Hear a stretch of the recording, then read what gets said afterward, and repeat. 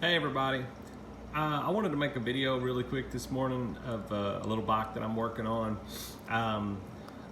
A lot of people say that you cannot hone Nikasil plated cylinders. In fact, you can. You can hone a Nikasil plated cylinder. You cannot use a stone hone on Nikasil plating. You can use a ball hone, which I've already got one here ready on my drill. 220 grit or above ball hone in a Nikasil lined cylinder will clean them up nicely, put some nice crosshatch on them so you get a good seal for your compression. The way it works is, the oil basically, microscopically fills up those little cross hatches, and that provides you with your lubrication and, with your compression to help with your compression seal.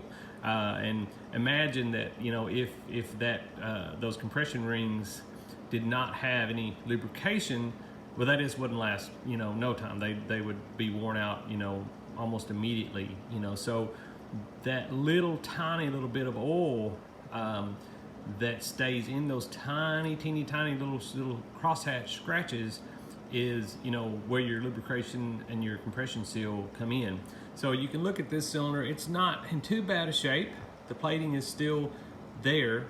I didn't see any spots where the plating was gone. However, you can hardly see any crosshatch anywhere in this cylinder. So it would run, if you put a new piston, kit in it, it would run, no question about it. But it'll have higher compression and will run longer if we can hone this up, clean it up, put some crosshatch back in it, and then you'll just get a better overall performance and a longer life out of that. So I'm going to hone it right quick, and then I'll come back and show the after effects. Okay, we're back after honing. So what I used on this was a 220 grit appropriate ball hone. Your ball hone measurement should be about 1 to 1.5 millimeters bigger than the cylinder that you're honing, so that you'll get a pretty good bite in there. But you can't force it. It can't be the hone can't be so big that you have to force it into the cylinder whenever you do the honing. But basically, the ball hone with some kind of lubricant. I like to use WD-40 because it's nice and thin and it comes out pretty easily. But you can't let it get dry. You've got to make sure that it's got lubrication whenever you're honing it.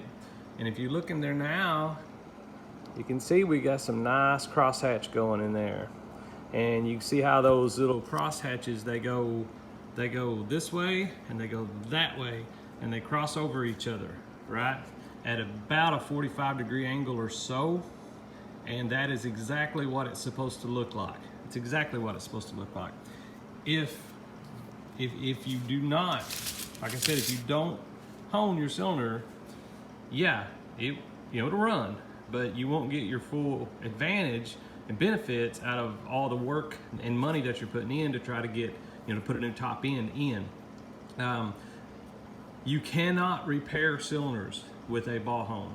If that cylinder's got a big gouge in it, you can't hone it past that. You just cannot. The Nikasil plating is very thin.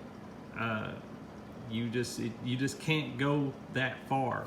Another problem is if you try to go very far at all, it will actually change the shape of the cylinder. You'll start taking enough material off that you'll change the shape of the cylinder.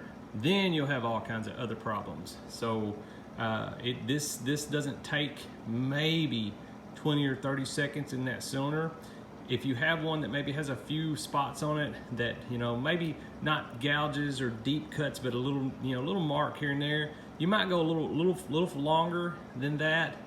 But you have to be really careful. It's just like if you've got a fork leg with a mark on it. You can't sand it off, you can't smooth it off, you can't take material off. If you change the shape of that fork leg, well then it will forever, ever from then on leak. You can't do that.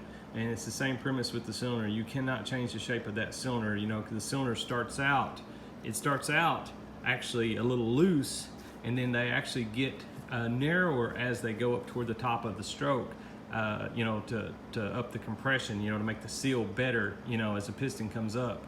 So, you know, you just cannot change the size of that cylinder and the shape of that cylinder. And you always want to hone from the bottom up, again, to preserve, you know, the integrity of the cylinder and keep it as close to exactly the way it was when it was new as you can. So anyway, folks, that is honing a Nikasil lined cylinder. So what I'm going to do now is I'll look through these ports and look at these chamfers and make sure that the ball hone didn't damage any of the chamfers on the ports. Those all have to be about a 45-degree angle on those, nice and smooth.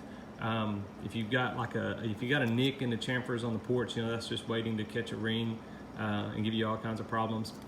So I'll inspect that, and then this thing will be ready to go back together. You guys have a great day.